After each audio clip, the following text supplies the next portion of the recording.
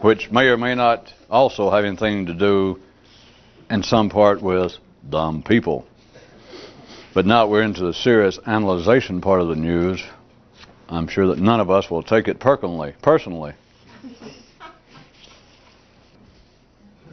Because if you do, then no, something or other. So don't forget that. Let's see what we have to analyze.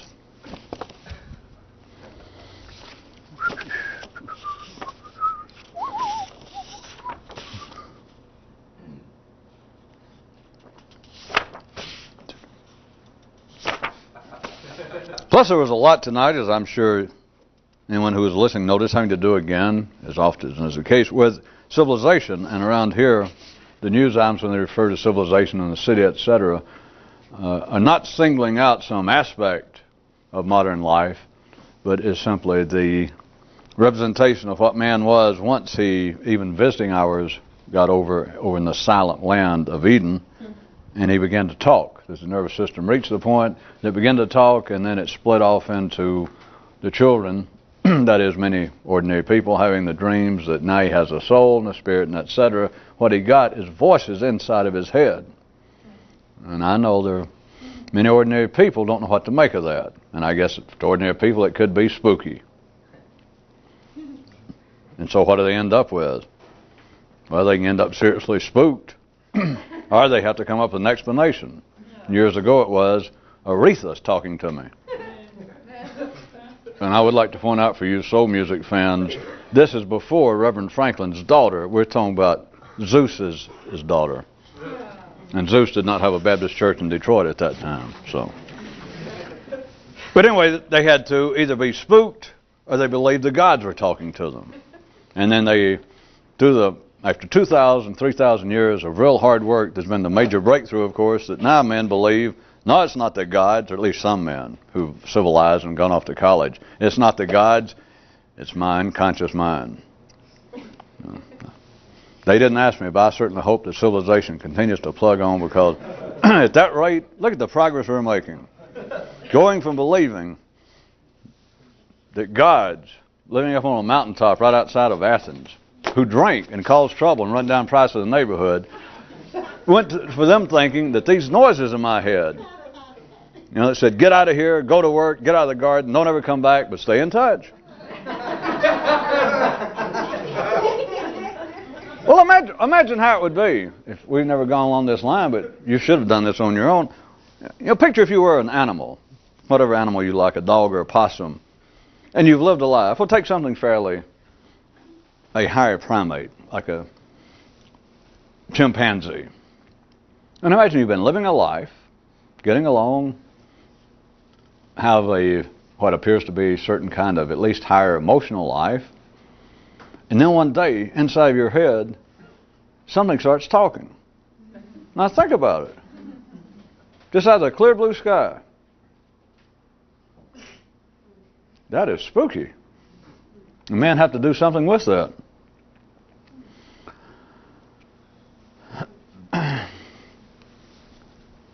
The little progress I was pointing out, it went from, well, the gods are talking to us, to the point that now, and you never analyze it, you don't think about it this way, but now quite ordinary civilized people will say, well, it's my unconscious mind, my subconscious mind talking to me. And it is now such a part of civilized life, as it should be. We're not attacking it any more than people believing gods talk to them. Because at the time that people actually believed that Zeus and all of his curse and kin and family and friends all lived right outside town, would get drunk and get inside your bed, and inside your clothes, and inside your bank account, and inside your life, and then inside your head, and you can, look down your nose and scoff at that. But it was then a part of accepted thinking, we'll assume. And now, well, I have subconscious urges. It's like voices that talk to me. Not enough to have me put away, but think suddenly inside there appears to be something talking to you, and it's in your head. And I was pointing out the kind of great progress. It only took 2,000 or 3,000 years to go from one inoperative, useless explanation to a brand new one. Okay. Where were we? What were we talking about? Which news item were we on?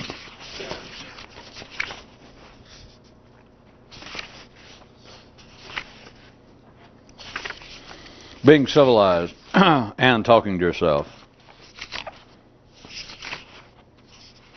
I was going to try to get you to point out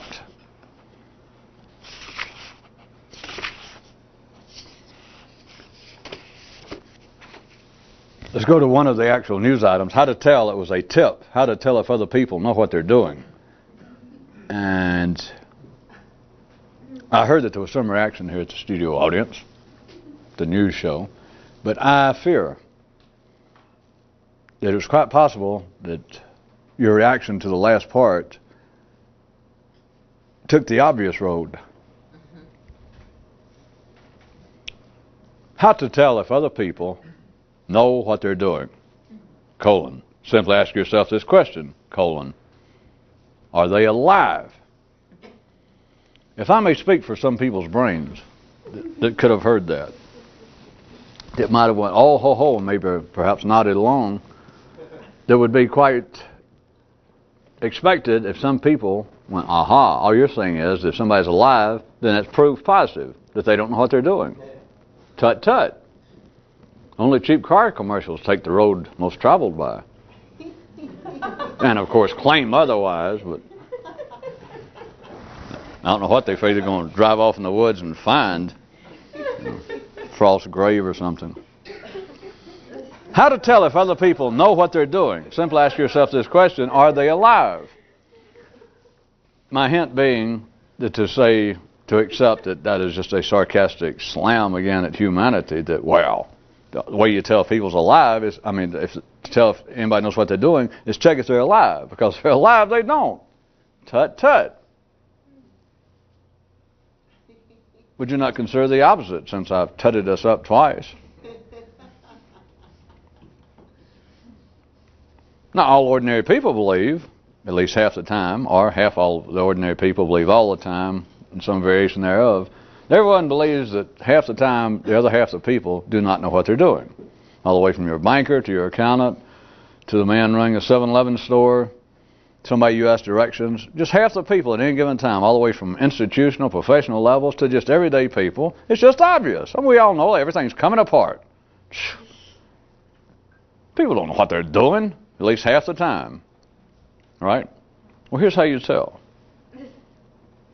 Just ask yourself, are they alive? Will you consider, so we don't have to go through a third tut-tutting, what if the fact that they're alive is proof that they do know what they're doing? Where does that leave you, fair critic? You don't answer, eh? How about the opening news item tonight, which I don't have, but went more or less. It pointed out that on this planet there are two categories of the dumb and the super dumb. And the dumb are just those who are just dumb. But the super dumb is the group of those who feel superior to the first group. That's the super dumb. No connection at all. What if everybody alive knows what they're doing? I know that some of you, I won't go into, since all of you don't know it, but I won't go into details, but certain people who have been attending these news programs tricked me, bribed me, I won't go into details, into not going back and pointing this one out anymore, but hell, I fooled them before, so I'll do it again. What if all the serious dumbness, the hypocrisy, the stupidity, the witlessness of life by everybody else, all the ordinary dumb people, all the way from the big shots to the little shots, we all know who they are. We're surrounded by them like fleas.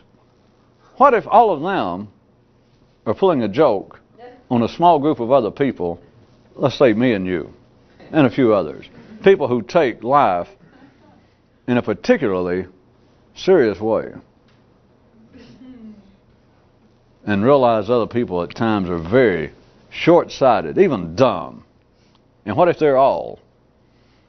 What if there's just a handful, select people, perhaps you and I and a few others, maybe a couple of dozen, at any given time on this planet, very unusual, extraordinary people. Continually looking around at life and seeing the witlessness of people. Just their stupidity. Just let's say a couple of dozen. Let's include you and me. Another 22 or so. Think what a select club we are. But then what if 5,900,000,900 whatever it be. 6 billion people minus you and me and 22 others. What if the rest of them, every time we see the stupidity, every time we begin and we take notes, and, how can life be like this? The other almost 6 billion people are all running around the corner, just out of sight, just down an alley, and they're all going. All right, those of you that chipped in to try and bribe me not to bring that up again, come get your money back after the news program. Back to the news item. How to tell if other people know what they're doing. This has nothing to do with your opinion or anyone's opinion as to whether they know what they're doing.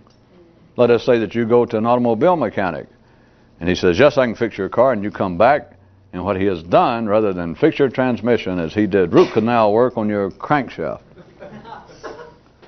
Now that would qualify the most serious people's view, from their view, as being abject incompetence.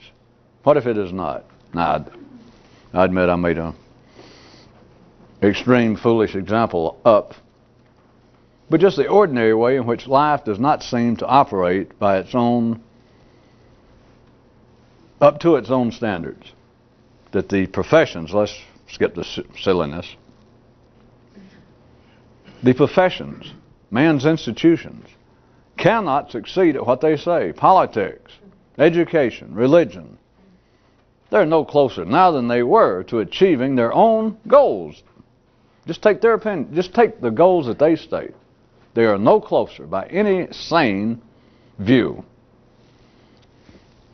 So they obviously, from that same kind of sane, non-strange view, they obviously do not know what they're doing. But now how about back to the news item? How to tell if other people know what they're doing? You ask yourself a question. Are they alive? Now without ta-taing for a fourth time, let us consider the possibility that at which is being hinted that if they're alive, they know what they're doing. There are, of course, extreme anomalies that would not fit into this, but if you recall, we are only discussing the sane, middle class, middle of the bell curve of humanity. So we're not talking about those that are outside the mainstream of life, intellectual life. What if the rest of them do know what they're doing, individually and institutionally? That is, institutions, groups, or even individuals that say, I am in charge of so-and-so, or I know so-and-so, I'm here to convey to you so-and-so, and you try and follow it, and it's just obvious, just after a short period of time, that they cannot do what they claim, they cannot provide the service, they do not have the information, they do not know what they're talking about, is why they're sweating and whining and engaging in all kinds of extreme hand gestures. It just becomes obvious. But what if what has become obvious to you is incorrect obviousness? That is, that they do know what they're doing. Well, how can that be? Well, what are they doing? And you can describe it. Of course, in this case, you would describe it as being incompetent, not up to standard. But how do you know that that's not what they were intended to do? How do you know if they're not laughing at you? If they're not, which I admit is kind of unnerving to imagine 6 billion people laughing at just a handful of serious, right-thinking people on this planet. So what if it's just a laugh, having a chuckle? Because things got arranged, and that's the way that it grows via man.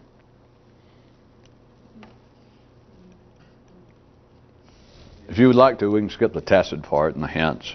Put it to you on the basis of these kind of descriptions within the framework of non-extremes, the sane, the civilized, in that sense, everyone does know what they're doing. If they're alive, they know what they're doing. If they didn't, they'd be dead. They would be out of center stage. They would be on a farm, in a tree, behind bars. But if you look out there and it's a person who can pass for as sane as you are, just a person who goes about their job, a person who is going to live out their days and never do anything extraordinary, never become famous nor infamous,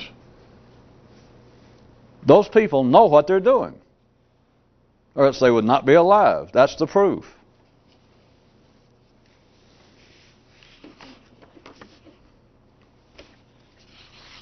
We'll pretend that's the end then.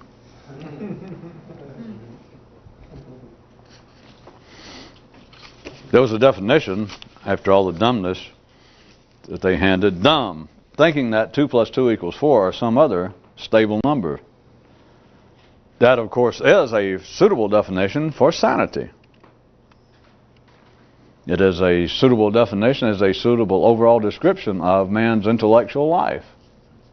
Again, sane people, those on whom life rests, the civilized burden, the sane, middle-class, reasonable people, is that 2 + 2 has got to be 4.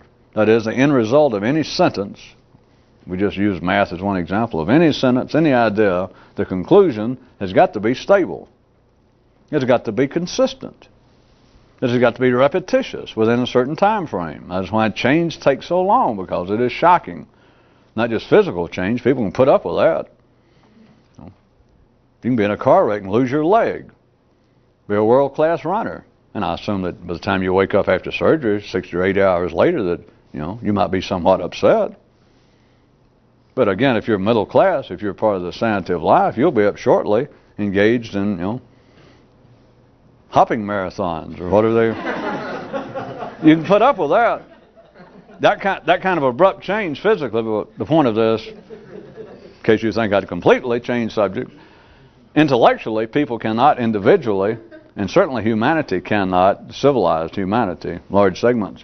It's why science, the change of taste in art, religion, all of civilization is a very gradual change, because the human mind cannot accept even that kind of abrupt change that the body can stand. So constantly, 2 + 2 has got to equal a stable number. It just so happens that now for several thousand years in the Western world they say it's 4. Who cares? It's stable. It could be green. 2 + 2 = up. As long as they stay with it. That's all that's important. That is sanity. Except this particular definition, the word to be defined here is not, in this case, not sanity. It's dumb.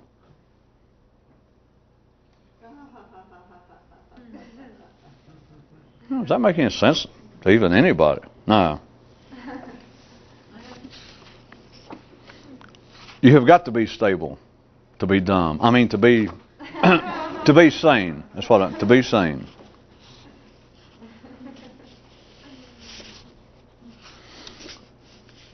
The heading of this one was, this is the full heading, by the way, how spatial reality gets twisted to accommodate the unique needs of man. Now, I think the title covers it. We don't. All right. Then it says physically, each man is his own planet, mentally his own solar system. Then note, only man, it's only with man can a larger go into a smaller. Was the first part even too obscure? Physically, each man is his own planet. Anybody with a metaphorical turn of mind could go, yeah, I can dig that. But if that be true, then the second part, somebody not only went down a path less traveled by, they went down a path, that fell into a swamp, right? Wrong! I resent that. Somebody I know may have written this news item, so let's watch it. Physically, each man is his own planet. You can go, yeah. But then the second part doesn't work. Not of you lit lovers. Second part, after a semicolon. Mentally, he is his own solar system. If anything, that's backwards, right? Even backwards is not all that good. But the way it is, it's worse than reversed. At first you might want to go, if you were following it, and say, well, wait a minute, that got mixed up in the typing, it got backwards. But it's not even backwards. You might be inclined to go, well, that's almost backwards, but by the time you can think, well, it's almost reversed, it goes off sideways. If physically, if you are your own planet, all right, I got that, then mentally, inside the body, then mentally, you're your own solar system. One of them by itself, you can take. If you're a sane, reasonable person who knows in your heart that 2 and 2 equals 4, then either one by themselves are acceptable. That physically, each man is his own planet. Thank you, good night. You can write that down and go, by God, that's heavy. I don't know why, but that, or if we just said, here's tonight's lesson, mentally, each person is his own solar system. Whew. Okay. But put them both together, it's horrible. It's an affront. Physically, each man is his own planet, mentally his own solar system. Note, it is only with man that a larger can go into a smaller. How does man progress? If it was the other way around, if the smaller went into the larger, what would we be? Well, you'd still be, I'll leave it to you to decide, you'd still be an elephant, a reptile, a hippo, a lawyer, a priest. The smaller can go into the larger anywhere. That's what the food chain is, physically. It's only man that apparently the larger can go into a smaller, that an octagon will fit into a cube. No. Oh, yes. How else do you explain man? Who else can eat off of thin air? Who else can cannibalize themselves and not just survive for a while, thrive? If anybody else started eating their feet, if a hippo was stranded on an island and thought, well, he tried for a while, I won't say that. Anyway, after a few false starts, he ends up, well, I'll just nibble on myself. I got to live until somebody gets here, and he starts eating his own feet. And then up to a knee, then he eats off one leg, then a second leg, and he thinks, I got 4. You do understand, this is going to come to an end, if I may point out the obvious, within the hippo's lifetime. Yeah, that'll work. I'll stand by that. The hippo cannot successfully conclude a cannibalization of himself. I just don't know how it works out that justice still prevails even on desert islands, that some way the river pig's life will come to an end somewhere before he gets through eating himself. Right? He's putting the smaller into the larger even on his own basis. But man can do that individually, which is not even the case with ordinary people. It's not the important case. But culturally, as a genetic species, man can continue to cannibalize himself by all appearances and not just survive, which would be impossible under any ordinary conditions with anything that did not have an intellect. They could not even survive. Hippos could not start taking up, forget the individual now, they could not as a race take up cannibalism and survive. And that's obvious. They could survive more than one generation or one individual. But if hippos took up cannibalism, you do understand that it won't be long till we will have no hippos. Intellectually, man not just survives off of cannibalizing himself, he thrives on it. What else is you think he's eating? Which is one of the purposes intellectually, kind of a side dish of such ideas as religion, any idea of some kind of hole in a closed system wherein we're getting this food, or the gods are feeding us. And as you know, it's come out in very crude versions throughout history that people have been out wandering in the desert, lost on a mystical quest, and about to starve, and suddenly the gods send out little packets of food dropping down from the heavens, or send out a bird that brings food to a man. That's for children to make some sense out of it, to give them something to think about. But the real question is, where does man get intelligence? And the answer is, if you can see it all, is, well, I'll be damned if I know. You're right. Where in the hell does he get it?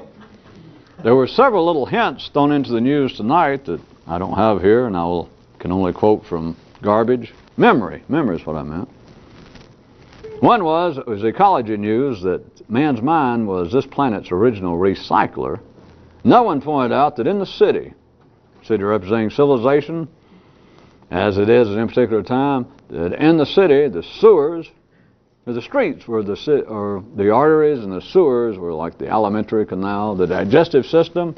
And then it said, and the landfills are like, well, you guess what they're like. Huh? How could a city live off the landfill? That little news item covered little parts of it. Covered out blood circulation, food circulation. I didn't throw in one about breathing, but I could have. But then it got to the unsaid part, the last part, the landfill. And if you were thinking along certain lines, it was getting down now to man's intellectual life in the kind of simile. That in the city, in the body of civilized man, en masse, the streets are his arteries, civilization's arteries, man's arteries, not an individual, but mankind's arteries. The sewers, his digestive system, and the landfill is like, well, guess. Huh? What are you left to guess with? As I said, if you were following along certain lines, as dumb as it may seem, you'd about be left, knowing the kind of news items that are provided around here, you'd almost be left with saying, well, that about just leaves, the intellectual aspect. But that doesn't make any sense, which is, I guess, why nobody asked for that particular news item to be analyzed, or I didn't hear any heavy breathing when it was read, like, what in the hell does that mean? The recycler. How can you recycle that stability? How can you recycle that reputation? How can man think unless he keeps thinking what he's already thought? I don't know. Okay. It is only with man that the larger can go into the smaller, an octagon into a cube, the outdoors into the indoors. And all in all, the end product being of this, that only in man can that which is potential eventually be realized. Because anything's potential at any other observable level, makes that a creature on this planet, has apparently already been realized. What else are they going to do? Rats, dogs, hippos. I mean, what else do you expect them to do? Even those animals that apparently can be, as they put it, domesticated, which one way you can look at it, it's really hormonal, but if you want to push it right quick for a minute so I can try and make this point, although it's really a matter of just hormonal domination, it's almost as though a few animals, those that are called domesticated, that in some way man can almost get his finger down their nervous system and muck about. That is, train them. Make a dog walk on his front paws. Make an elephant sit up on this huge, I certainly hope huge chair. It can do all that. Man apparently can do that to some animals, and especially the higher primates. Take them into labs, raise them as little children with little diapers and little stuff, and do, they say, amazing things. Even I've read that there's some people here and there desperate for a reputation that have taught chimpanzees to talk.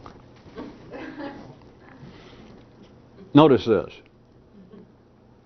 Elephants now, for hundreds of years, or at least for 100 years, several hundred, can do tricks. Dogs can jump through hoops.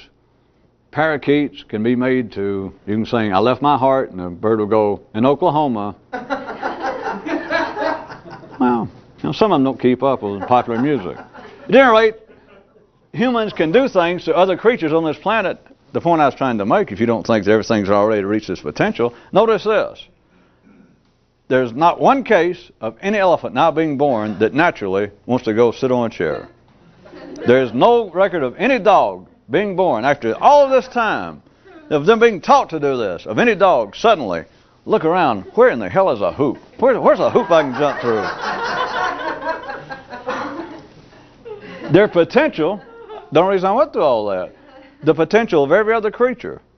And Well, one reason I went through all that is if I was going to play the ordinary man's part also, I could have, a couple of minutes ago, naysayed that. I went, wait a minute, animals have not reached their potential.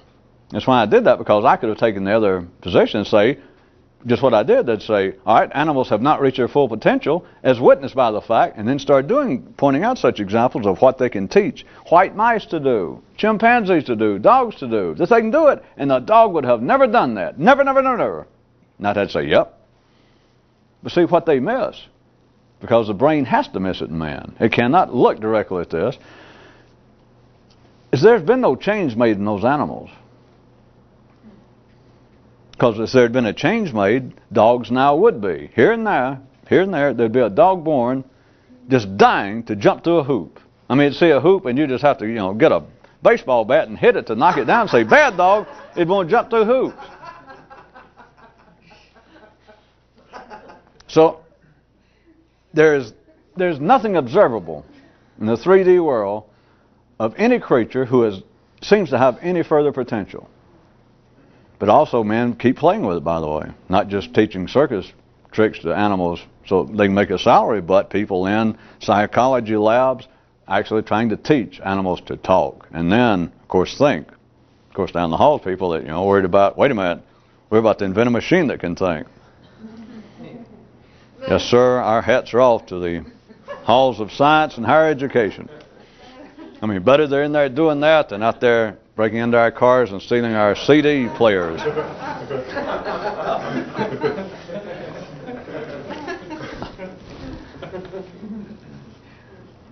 The spatiality of life, physically and intellectually, once you see it, is that there is literally a food chain, of course, but there is a non-physical food chain. But all of this has to do with the fact that it's always a smaller going into a larger. You can't eat anything larger than your head. You can't think anything larger than your brain. Except man is apparently an exception to this. Or else how do you explain what he knows? And how does he apparently keep knowing more every year? And you never think about it, but expansion, it's just, they call it the information, the knowledge explosion. Well, where's it coming from? Well, an ordinary man's not going to want to think about that, or he's going to think it's some kind of metaphorical question. Hey, there's your metaphor. Where is it coming from? Well, we discover new stuff. Well, where was it hidden? I mean, where was it before now? These new ideas, these new laws, these new theories, the new facts. Where were they? Are they being shipped in from another universe? And about all the man can say is, well, no, they're just things that we have yet to discover, and we just gradually uncover them. Well, you can't dance with that either. I mean, if an ordinary person says that, you can go as, well, I guess you got me. Where's it coming from? And it's even more obvious because, if you can see it, because it gets down to what I was trying to get you to consider from the spatial aspect. Even if it was somewhere else, it's from some sort of stockpile that's greater than man. How's it getting into him? I guess I waited real late to push you off in that direction.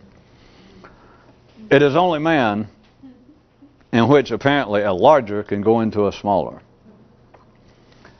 Now, if you get past the idea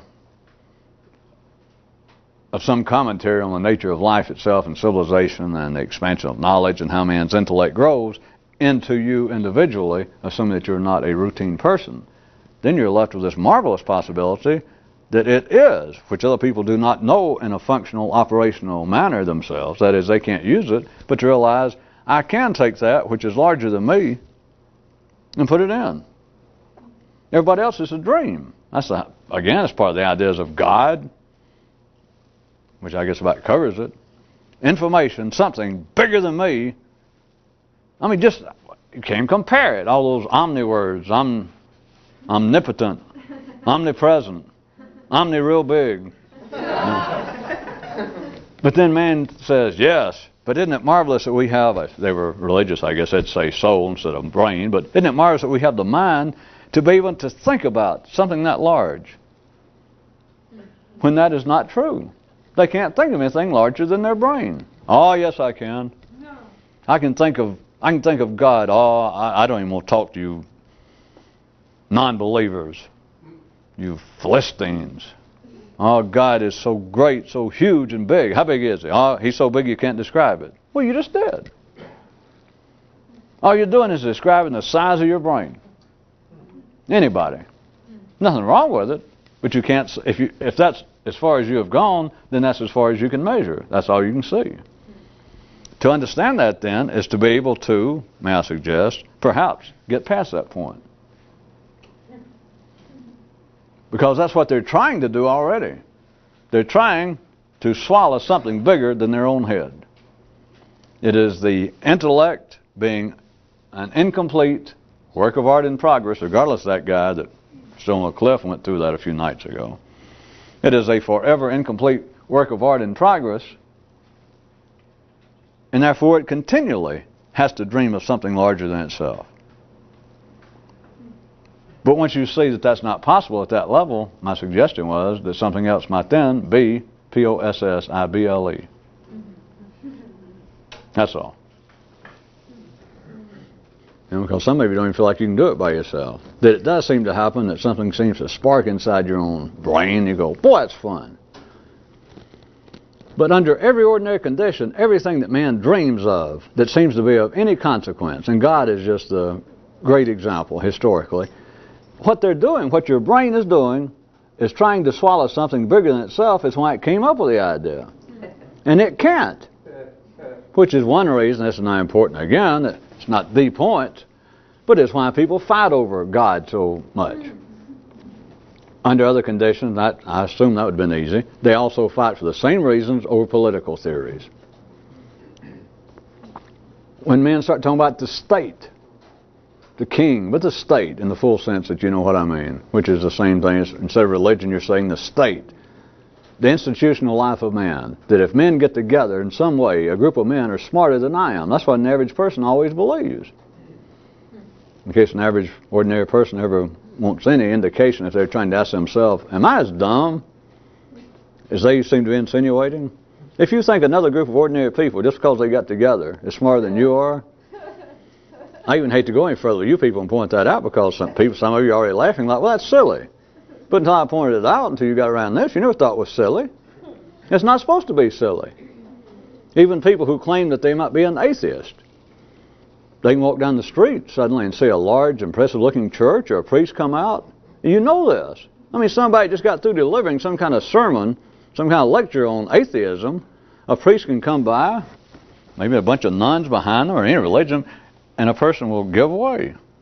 And then if you suddenly say, well, you old hypocrite, they'd say, well, you know, I don't really believe that stuff, but I know it's a cultural phenomenon and many people do. I didn't want to be insulting here in public.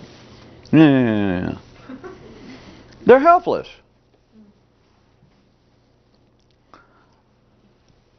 But think about what I started to say that you could laugh at, or some of you are about to. You realize how dumb you have to be. Now, literally, let's use dumb and not beat around. Just stupid. That is ordinary. Not to have any idea how stupid and ordinary everybody else is in life. No offense to them. And on a good day, many ordinary people go, yeah, you're right. And then you say, wait a minute. Well, how come you turn around and just because there's 100 or 1,000 or 100,000 of your fellow man now all got together and they all stand under the banner saying we are Democrats, Jews, Italians, or something.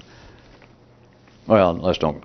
It normally appears to be non-racial or non-physical. It would appear to be that we are some religion, some political party. Why is it that you would believe that they are, just because you got them all together in a large room, out in a large field, that they're now suddenly more intelligent than they are individually? You know a bunch of them out there, right? And they're all just down peckerheads like you, right? Yeah, they're all dumb. They don't know any more than me. Well, how come suddenly now they're all together, they're all standing there side by side, maybe dressed up with little pins all the same and a banner, and you will suddenly give way, physically and otherwise, that they have some significance now. That's because you're civilized. That's because you're dumb.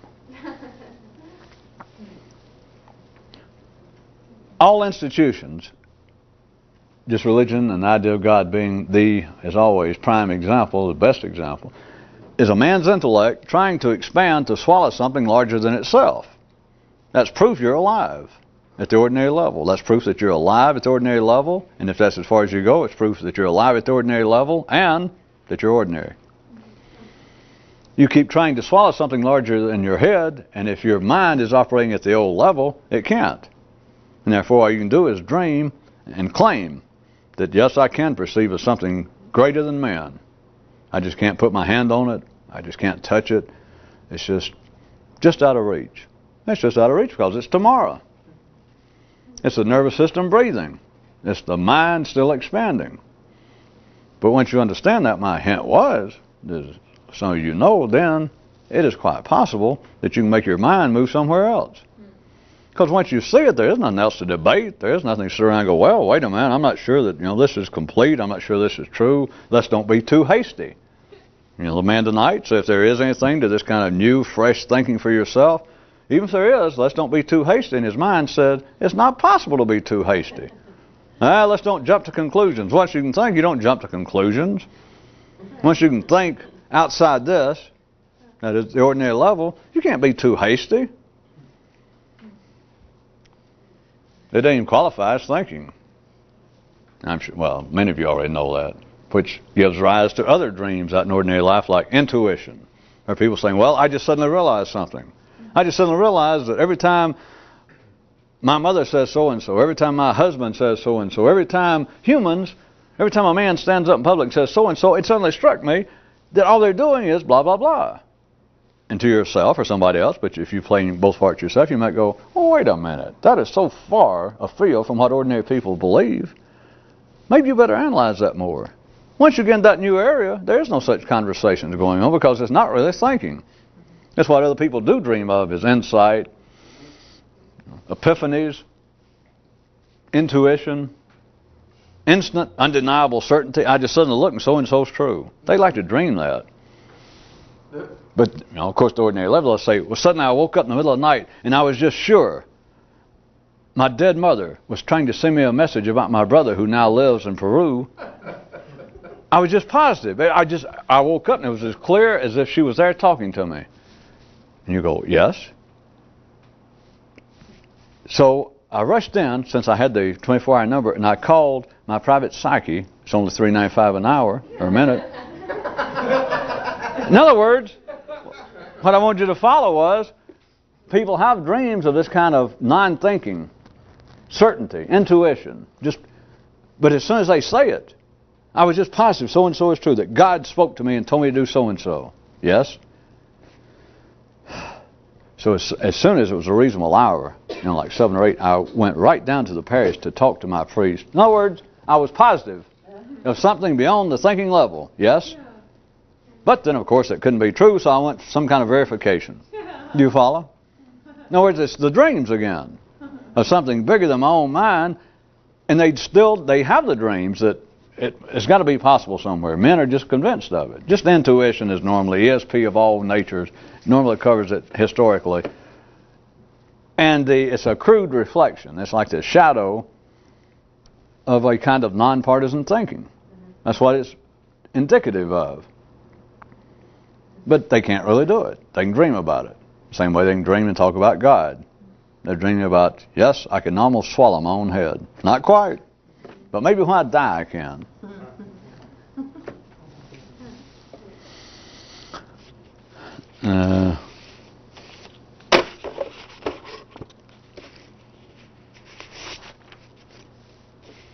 Oh, all right.